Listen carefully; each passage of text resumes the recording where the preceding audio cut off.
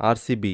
RCB ఈ season ఐపీఎల్‌లో one of the tough team అని చెప్పడంలో నో డౌట్. ఆర్సీబీ ఇప్పటివరకు 17 సీజన్లు ఆడితే 3 సార్లు మాత్రమే ఫైనల్‌కు వచ్చింది. అండ్ లాస్ట్ 5 సీజన్స్‌లో చూస్తే 4 టైమ్స్ ప్లే ఆఫ్స్‌కి క్వాలిఫై అయింది. అండ్ 2016 తర్వాత మళ్ళీ ఇప్పటి వరకు ఒక్కసారి కూడా ఫైనల్‌కి రాలేకపోయింది. అండ్ లాస్ట్ సీజన్‌లో మనం చూశాము బాటమ్ ఆఫ్ ద టేబుల్ నుంచి తమ లాస్ట్ 7 లీగ్ మ్యాచెస్‌లో 6 మ్యాచ్లు వరుసగా గెలిచి ప్లే ఆఫ్స్‌కు క్వాలిఫై అయ్యారు. ఆర్సీబీ స్క్వాడ్ మాత్రం every time on paper very స్ట్రాంగ్‌గా కనిపిస్తుంది.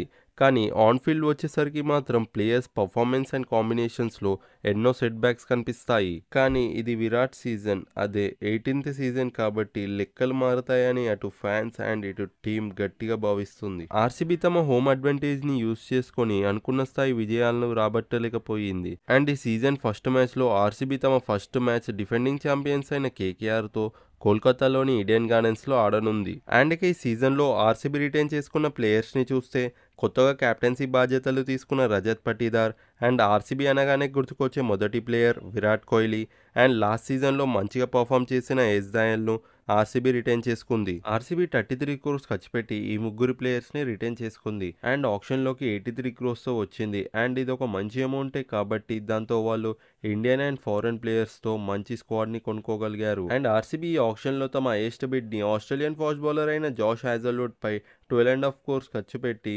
దక్కించుకుంది. అండ్ లాస్ట్ సీజన్లో కేకేఆర్కి మంచి ఓపెనింగ్ పర్ఫార్మెన్స్ ఇచ్చిన Phil Salt and late down the order వచ్చి పెద్ద పెద్ద సిక్సర్లు కొట్టే జీతేష్ శర్మ అండ్ మన స్వింగ్ కింగ్ అయిన Bhuvneshwar Kumar and England all rounders Liam Livingstone and Jacob Bethell and Australian hitter Tim David వంటి స్టార్ అండ్ స్ట్రాంగ్ ప్లేయర్లను టోటల్గా 22 మంది ప్లేయర్లను అటు రిటెన్షన్ అండ్ ఇటు ఆప్షన్లో ఆర్సీబీ దక్కించుకుంది. అందులో 8 మంది ఫారెన్ ప్లేయర్స్ ఉంటే అండ్ మిగతా 14 మంది మన ఇండియన్ ప్లేయర్స్ ఉన్నారు.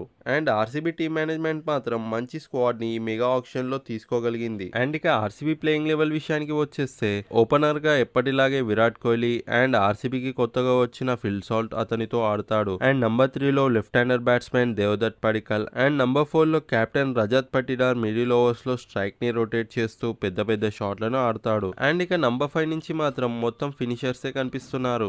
ఇంజురీ వల్ల ఛాంపియన్ ట్రోఫీ నుంచి రూల్ అవుట్ అయిన ఇంగ్లాండ్ యంగ్ ఆల్రౌండర్ జాకోబ్ బెథల్ ఈ మధ్యనే ఇంజురీ నుంచి కోలుకొని ఆర్సీబీ క్యాంప్లో జాయిన్ అయ్యాడు. అండ్ నంబర్ 5లో జాకోబ్ బెథల్ లేదా లియామ్ లివింగ్స్టోన్ ఆడతారు. అండ్ నంబర్ 6లో అటు బౌలింగ్లో తన ఫుల్ కోటాను అండ్ బ్యాటింగ్లో క్రూషియల్ రన్స్ని కాంట్రిబ్యూట్ చేసే కృణాల్ పాండ్యా ఆడతాడు. అండ్ నంబర్ 7లో clean hitter and wicket keeper batsmen అయిన జితేష్ శర్మ ఆడతాడు. అండ్ నంబర్ 8లో డెసిగ్నేటెడ్ ఫినిషర్గా టిమ్ డేవిడ్ ఆడతాడు. ఒకవేళ టిమ్ డేవిడ్ గానీ క్లిక్ కాకపోతే తన ప్లేస్లో కరేబియన్ ఆల్రౌండర్ రొమారియో షెఫర్డ్ ఆడతాడు. అండ్ నంబర్ 9లో భువనేశ్వర్ కుమార్ అండ్ నంబర్ 10లో జాష్ హ్యాజల్వుడ్ ఆడతారు. అండ్ నంబర్ 11లో లాస్ట్ సీజన్ ఆర్సీబీకి మంచిగా పర్ఫామ్ చేసిన ఎస్ దయల్ను ఆడిపిస్తారు. అండ్ ఇక ఇంపాక్ట్ ప్లేయర్స్ విషయానికి వచ్చేస్తే ఒకవేళ స్పిన్నర్స్ కు అనుకూలించే పిచ్ అయితే యంగ్ మిస్టరీ స్పిన్నర్ అయిన సువాన్ శర్మను లేదా స్వప్నిల్ సింగ్ ను తీసుకుంటారు. ఒకవేళ పేస్ బౌలర్ అవసరమైతే రసిక్ దార్ ని ఆడిపిస్తారు. ఈ టీంలో ఆల్రౌండర్స్ అండ్ స్పిన్నర్స్ ఉన్నప్పటికీ ఒక జెన్యూన్ స్పిన్నర్ ని మాత్రం మిస్ అవుతున్నారు. Bhuvneshwar Kumar, Josh Hazlewood and S దయల్తో